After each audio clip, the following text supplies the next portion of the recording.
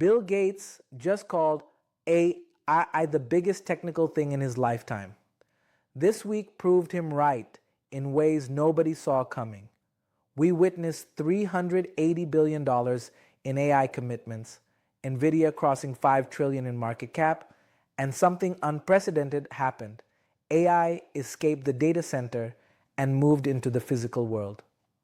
I'm Anis Merchant, and this is Breakthrough Blueprint. Today, we're going deep into the 7 announcements that just rewrote the rules of business forever. Look, most people think AI is still about chatbots and image generators.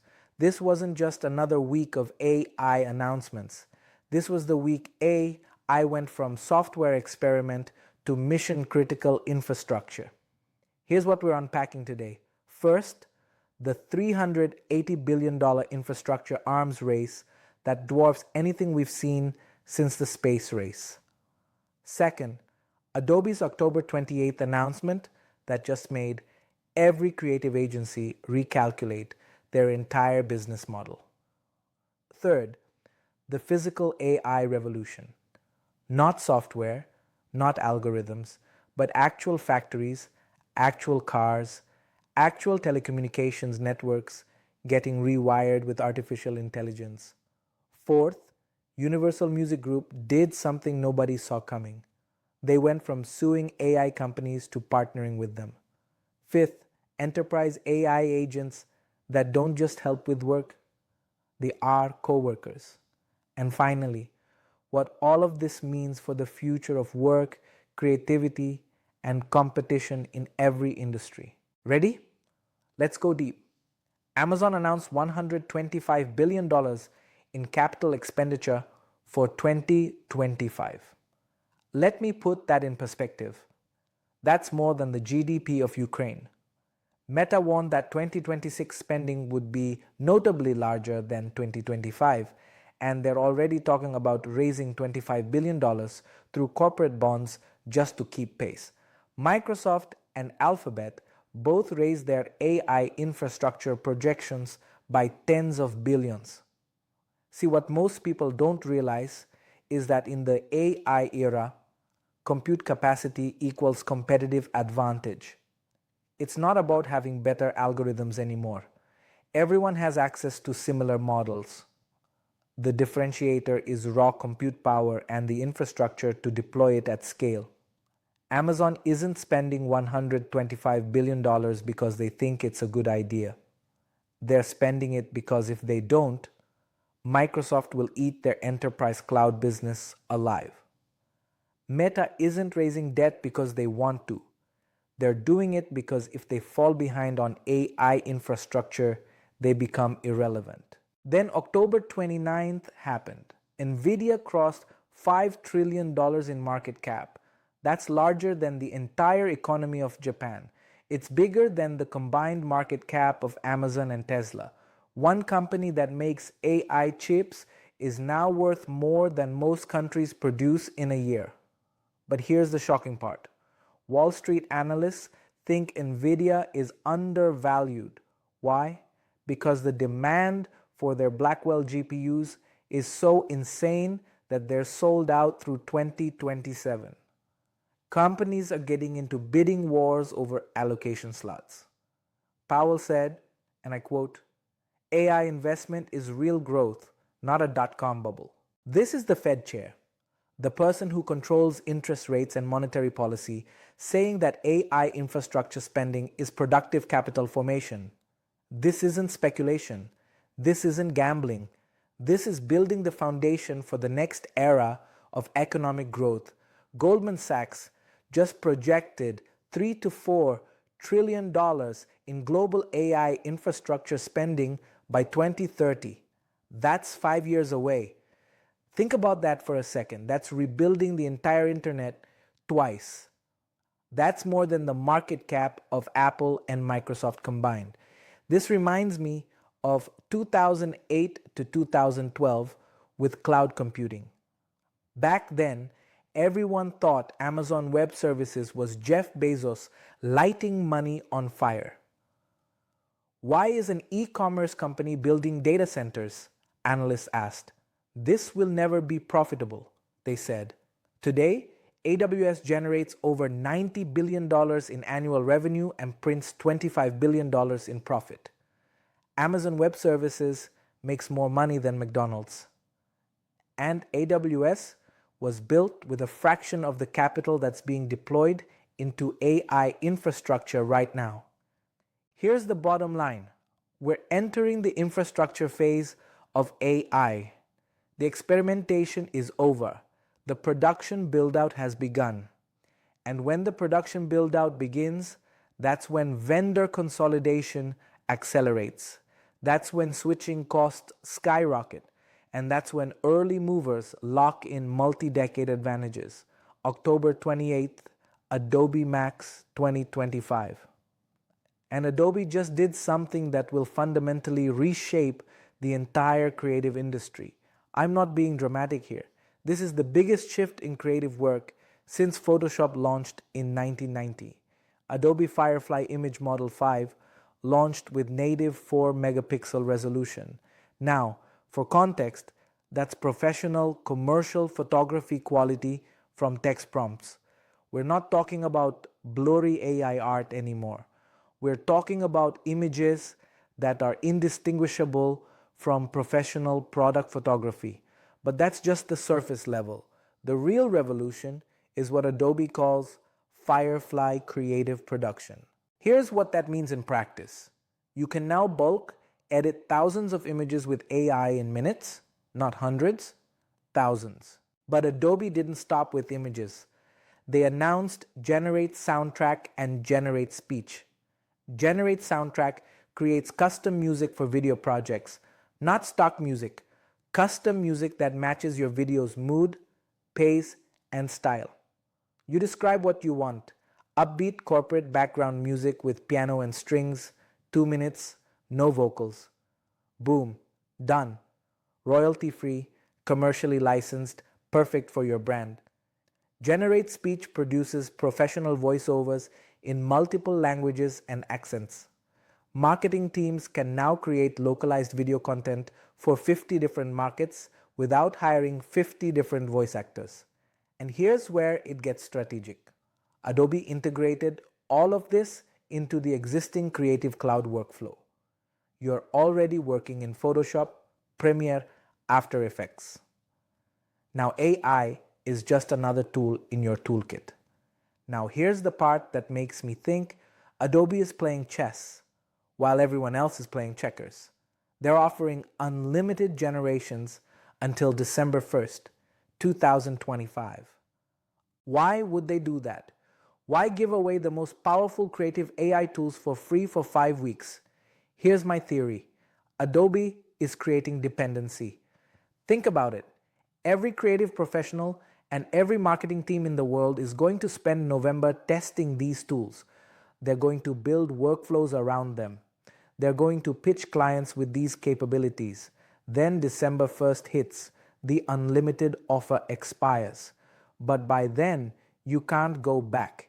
You can't tell your client, sorry, we can't edit 1,000 images anymore because our AI credits ran out.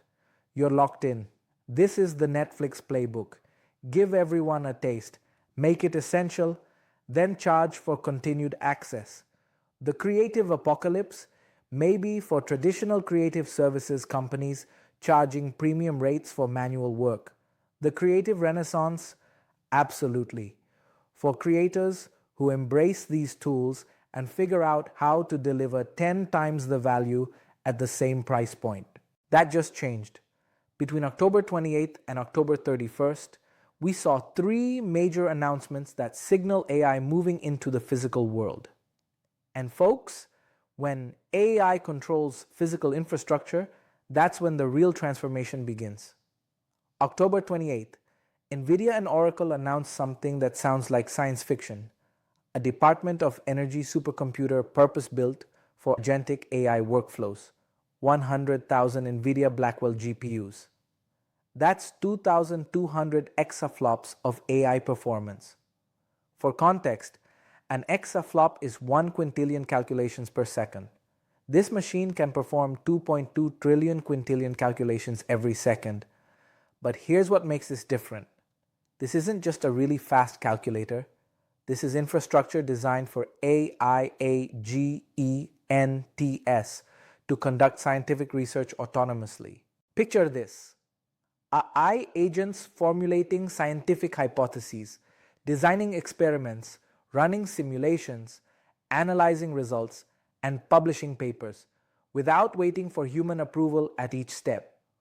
We're talking about AI that can compress decades of scientific discovery into months. Cancer research, material science, climate modeling, nuclear fusion, every field that depends on computational research just got supercharged. And this is a public-private partnership with the Department of Energy, located at Argonne National Laboratory. This isn't some startup burning VC money. This is the US government betting that AI-driven scientific discovery will give America a strategic advantage in the next era of innovation. This is the new space race, but instead of rockets, it's GPUs. October 31st, Hyundai and Nvidia announced a $3 billion AI factory. And when I say factory, I don't mean a building where they make things. I mean a facility with 50,000 Nvidia Blackwell GPUs dedicated to developing autonomous vehicles and smart manufacturing systems. Hyundai is building cars with Nvidia Drive AGX Thor chips, basically supercomputers on wheels. Every vehicle becomes a mobile AI platform capable of processing sensor data in real time, making split-second decisions, and continuously learning from its environment. But it's not just the cars. Hyundai is using Nvidia Omniverse to create digital twins of their entire manufacturing process. That means every robot, every assembly line, every quality control checkpoint exists as a perfect digital replica in a simulation. Why does that matter? Because you can test changes in the digital twin before implementing them in the real factory. You can optimize workflows, predict failures, and train AI systems all in simulation, then deploy them to physical infrastructure with confidence. And here's the geopolitical angle that nobody's talking about. The Korean government is backing this with infrastructure investments. South Korea understands that autonomous vehicles and AI-driven manufacturing are strategic national interests. They're not leaving this to chance. Meanwhile, what's the US doing? Well, we're having debates about whether AI is going to take our jobs. Korea is building the infrastructure to dominate the next industrial revolution. The timeline? Production vehicles with level 4 autonomy starting in late 2026, smart factories operational by mid-2026. We're not talking about prototypes or concept cars. We're talking about mass market vehicles and operational manufacturing facilities. October 30th, Nvidia invested $1 billion in Nokia. Not for smartphones. Nokia doesn't make those anymore. For AIRAN, AI radio access networks for 5G and 6G. Right now, your cell phone tower is basically a dumb relay. It sends signals, receives signals, and routes data. It doesn't think, it doesn't optimize, it just does what it's told. With AIRAN, every cell tower becomes an AI edge computing node. It analyzes network traffic in real time, predicts congestion, optimizes bandwidth allocation, and makes intelligent routing decisions, all without human intervention. T-Mobile is launching this in 2026. They're betting that AI-optimized networks will give them a competitive advantage in coverage, speed, and reliability. But here's the bigger picture. The market opportunity for AI-driven telecommunications infrastructure is projected at $200 billion by 2030. That's not revenue. That's the total addressable market for companies building AI into the physical telecommunications infrastructure. And think about what this enables. When every cell tower is an AI node, you can run AI applications at the edge. meaning on the tower itself, not in a distant cloud data center. That's critical for latency-sensitive applications like autonomous vehicles, remote surgery, and industrial automation. Your self-driving car doesn't need to send data to a cloud server in Virginia and wait for a response. It can process data locally at the nearest cell tower and get immediate feedback. That's the difference between a car that works and a car that crashes. Folks, AI just moved from software to hardware, from cloud to edge, from digital to physical, and when AI controls physical infrastructure, manufacturing, transportation, telecommunications, that's when the transformation becomes irreversible. That's when early movers lock in decade-long advantages and late movers face existential threats. Remember when AI-generated content was a legal minefield? When artists sued AI companies, musicians protested training on their work, and everyone wondered if AI content would ever be commercially viable. That all changed this week. And the shift is more significant than people realize. October 29th, Universal Music Group, the world's largest music company, representing Taylor Swift, Drake, Billie Eilish, announced a partnership with Udio for the first licensed AI music creation platform. Let that sink in for a second.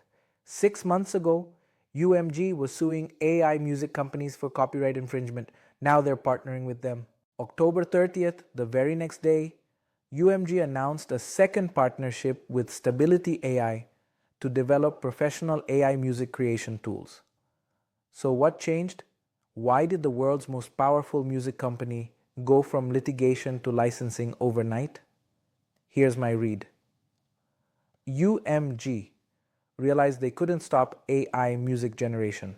The technology exists. The cat's out of the bag. Fighting it in court might win battles, but they'd lose the war. So instead of trying to stop AI music, they decided to control it. By partnering with AI companies, UMG ensures that 1. Artists get paid. The AI models are trained on licensed music and there's a revenue sharing agreement. 2. Quality control. UMG has approval rights over what kinds of music these AI tools can generate. You can't just clone Taylor Swift's voice without permission. 3. Commercial viability. Content creators can now use AI-generated music in commercial projects without worrying about copyright strikes. And here's the brilliant part. These licensed platforms launch in 2026. That gives UMG a full year to sign up every major label, every major artist, and lock up the rights to train on the highest quality music catalog in the world. By the time 2026 rolls around, UMG's licensed AI music platform will have better training data than any unlicensed competitor. Better data means better output. Better output means more users. More users means more leverage. This isn't surrender. This is strategic domination disguised as collaboration. But music is just one piece. Video generation had 3 major announcements. October 15th, Google Veo 3.1 launched with significantly enhanced video generation capabilities, better prompt adherence, improved audio-visual synchronization, and the ability to generate video from images with cinematic quality. Minimax released Hailuo 2.3 video model with better handling of body movement, micro expressions, and dynamic motion. We're talking about AI-generated videos that capture subtle human emotions. Adobe Firefly added video generation and audio generation capabilities, generate soundtrack and generate speech, all integrated into Premiere and After Effects. And OpenAI is quietly building music generation tools with reports from the information indicating they're targeting commercial music production, not just hobbyist projects. Here's the pattern. Every major tech company is racing to legitimize AI-generated content through licensing deals, partnerships, and commercial-grade tools. Why? Because they see what's coming.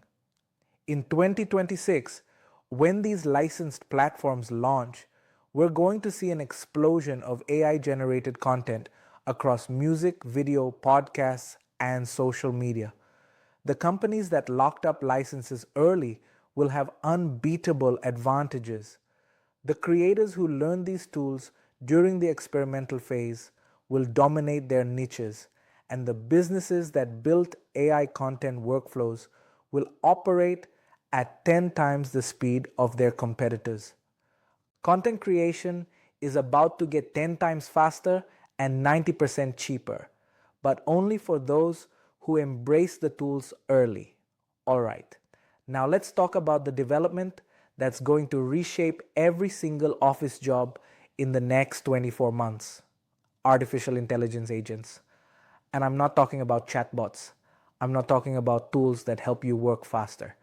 I'm talking about AI coworkers that handle entire workflows from start to finish without human intervention. Late October, OpenAI quietly launched Aardvark. It's an agentic security researcher. And when I say agentic, I mean it operates autonomously with minimal human supervision. Here's how it works. Aardvark watches your code base in real time. When it spots potential vulnerabilities, it doesn't just flag them for human review. It builds a threat model, reproduces the exploit in a sandboxed environment, validates that the vulnerability is real, and then proposes a fix with a concrete code diff. Then it opens a pull request in your GitHub repository. Your human developers review the fix, and if it looks good, they merge it. Let me explain why this is revolutionary. Traditional security tools generate thousands of false positives. Your security team spends 80% of their time investigating alerts that turn out to be nothing. With Aardvark, the AI does the investigation, validation, and solution proposal. Your team only reviews actual fixes for real vulnerabilities. This means a small security team can now operate with the effectiveness of a team 10 times their size, and they're not drowning in false positives anymore. Cursor 2.0, the multi-agent development environment. Cursor 2.0 launched with something called Composer. It's a multi-agent IDE where AI agents plan, code, test, and iterate on software projects. Here's a real example from a beta tester. They described a feature they wanted to build. I need a user authentication system with OAU, password reset functionality, and rate limiting. Composer broke that down into subtasks, assigned different agents to different parts, and coordinated their work. One agent handled the OAuth integration, another built the password reset flow, a third implemented rate limiting, all working in parallel, all coordinating through the shared code base. Then a native browser tool executed the changes, ran tests, and iterated until the behavior matched requirements. The developer reviewed the final result and shipped it. What used to take a week of development time now takes hours. And the developer didn't write code. They provided requirements, reviewed outputs, and made strategic decisions. Anthropic launched Claude for financial services with a native Excel add-in and real-time data connectors. With Claude for Finance, you can connect directly to earnings transcripts, credit databases, equity feeds, and macro data. Then you ask Claude to build a discounted cash flow model, run comparable company analysis, or generate an investment memo. Claude builds the model in Excel with traceable formulas, links data sources, and generates the report, all with full audit trails for compliance. The analyst reviews the work, makes strategic adjustments, and ships it to the client. This isn't automation of simple tasks. This is augmentation of complex, high-value work. Google Pomeli handle small and medium business marketing automation. Microsoft and OpenAI renewed their partnership with AGI guardrails in place. AMD and OpenAI signed a 6 gigawatt infrastructure deal specifically to power enterprise AI agents. Every major tech company is betting that AI agents become standard business infrastructure by 2027. Here's the uncomfortable truth. If you're doing knowledge work that follows repeatable patterns, an AI agent can probably do 80% of your job right now. The question is, will you learn to work with these agents and move up the value chain, or will you compete against them and lose? Let me bring this all together, because what happened between October 26th and November 1st isn't just 7 separate announcements. Look at the pattern. $380 billion in infrastructure spending. That's defense. That's companies saying, we need compute capacity or we die. Adobe's creative AI revolution. That's offense. That's a company locking up an entire industry before competitors even realize what happened. Physical AI, Nvidia partnerships with Oracle, Hyundai, and Nokia. That's expansion. Artificial intelligence escaping software and infiltrating manufacturing, automotive, and telecommunications. Universal Music Group licensing deals. That's legitimization. The content industry realizing they can't fight AI, so they're going to control it instead. Enterprise AI agents. That's the end game. Artificial intelligence that doesn't just assist with work. AI that is the workforce.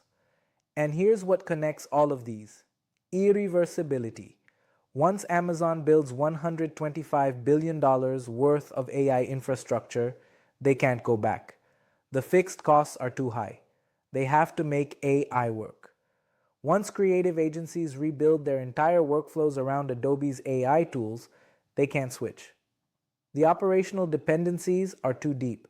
Once Hyundai puts $3 billion and 50,000 GPUs into an AI factory, they can't pivot. Once UMG signs licensing deals with AI music companies, the old model is dead. This is the point of no return. This is when AI goes from interesting technology to foundational infrastructure that everything else depends on. And the companies, the countries, the individuals who understand that this is the inflection point, they're the ones positioning themselves to win the next decade. Let me close with the question that keeps me up at night. What if the companies writing these checks, Amazon, Meta, Microsoft, Google, Nvidia, what if they're not being aggressive enough? What if 5 years from now we look back at October 2025 and think $380 billion, that was nothing, they should have spent more? Because here's the thing about infrastructure build-outs. The early movers get disproportionate advantages. The late movers face exponentially higher costs. Amazon built AWS early and now dominates cloud computing with a 30% market share. Imagine trying to compete with AWS today by building data centers from scratch. The cost would be prohibitive. Bill Gates said AI is the biggest technical thing in his lifetime. This week proved he's not exaggerating. We just witnessed the moment when AI transitioned from experimental technology to mission-critical infrastructure, from software tools to physical systems, from assistance to autonomy. The AI revolution isn't coming. It arrived. Between October 26th and November 1st, 2025, and it's moving faster than anyone expected. The question isn't whether AI will transform your industry, it's whether you'll be driving that transformation or being displaced by it. I'm Anis Merchant. This has been Breakthrough Blueprint. If this episode changed how you think about what's coming, share it with someone who needs to hear it. Subscribe for next week's deep dive, because if this week was seismic, the next 6 months are going to be absolutely wild. Stay ahead of the curve. And remember, in the age of AI, the learning curve is the competitive advantage.